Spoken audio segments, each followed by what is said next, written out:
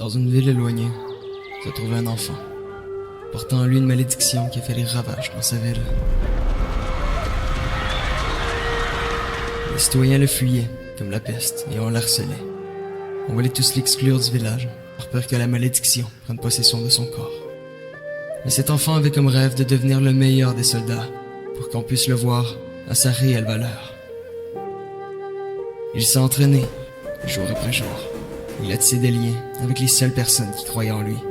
Et de fil en aiguille, il fut respecté et aimé par tout le monde. Pendant la guerre, il a sauvé la vie de ces mêmes citoyens qui auparavant le détestaient. On va prendre cette histoire, mais on va la mélanger avec la culture japonaise, ce qui va donner le mélange qui a changé ma façon de voir les choses. Mesdames et messieurs, j'ai l'honneur de vous présenter Naruto.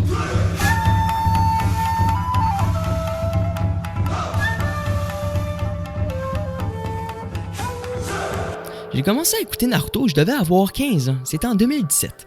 Je m'en souviens parce que en 2017, je me suis toujours dit « Voyons Marco, tu peux pas écouter Naruto, c'est pour les jeunes, c'est des dessins animés, tu pouvais écouter ça quand t'avais 10 ans, mais là, t'es rendu trop vieux. » Surtout, je voulais pas avoir l'air du gros nerd juste à côté. Mais pourtant, dès le premier épisode, j'ai su tout de suite que Naruto allait prendre beaucoup trop de place dans ma vie. Le 21 septembre 1999,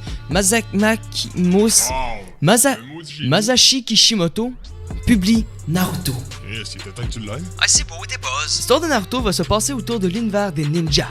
Les écoles se basent sur l'apprentissage des techniques de ninjutsu, comme Poudlard se base sur tout ce qui touche la sorcellerie. T'as vu, man? Ça, c'est une comparaison. Encore, lisse. Ah, ok. Naruto Uzumaki est un orphelin né à Konoha, le village caché de la feuille. Ouais, c'est un peu poussé là, mais bon. Ce jeune garçon, au premier regard, va être un TDAH en gros manque d'attention. Tu sais, comme ton petit cousin un peu gossant d'un souper de famille qui veut toujours manger à la table des grands, mais il est jamais capable de fermer sa de gueule.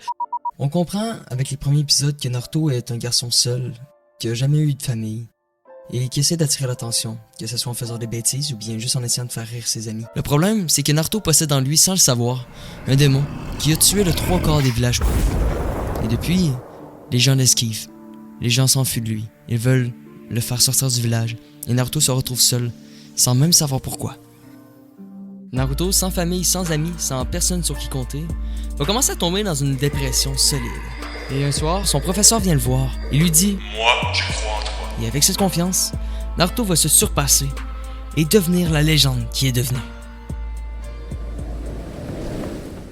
Bon, je crois bien que c'est le moment d'expliquer pourquoi Naruto c'est pas juste pour les enfants. S'il y a bien quelque chose qu'on me dit souvent quand on parle d'anime, c'est surtout... Oh Marco, lâche tes comics pour les enfants. Alors, je réponds très poliment... Oh, ta femme tue ta gueule. Quand je parle d'anime avec mes amis, ils font rapidement le lien avec les comics. Et quand on parle de comics, c'est pas DC Universe ou Marvel qui, eux, ont des scènes très crues, très violentes, avec plein de sang, qui sont clairement pas faites pour les enfants, mais passent plutôt au cartoon, c'est-à-dire Télétoon, Frac TV, Disney, et même Looney Tunes. Alors là, déjà là, c'est un mauvais jugement de comparer les séries cartoon aux comics. Ensuite, les animés japonais proviennent de la culture, comme vous aurez sûrement deviné, japonaise.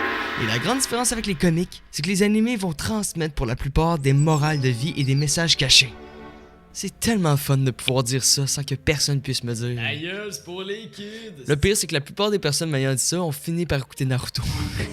Bon, maintenant, pourquoi moi j'aime Naruto? De base, j'ai toujours été un fan fini des ninjas. Que ce soit l'univers, que ce soit les films, Kung Fu Panda, Karate Kid, les armes, les combats, les habits, la noirceur, la philosophie ou même l'histoire en général des ninjas m'a toujours plu. Mais je crois que le truc qui m'a le plus plu avec Naruto, c'est la philosophie. La philosophie de Naruto est juste incroyable. Laisse-moi t'expliquer.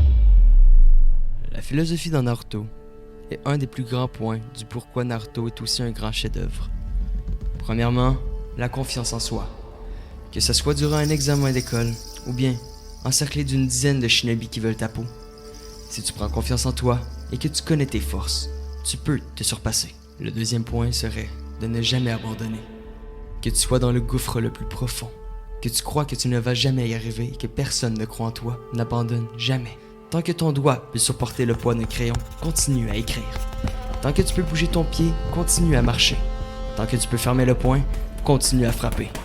Si t'es incapable de bouger, c'est que t'es inconscient. Ouais, pis là, ben, t'es dans la merde. Ou sinon, il n'y a aucune raison pour lâcher prise. Et voilà, je voulais vous parler de Naruto parce que un simple petit dessin animé peut changer beaucoup de choses dans votre façon de voir les choses. Et maintenant, vous en avez la preuve. Alors, bonne journée.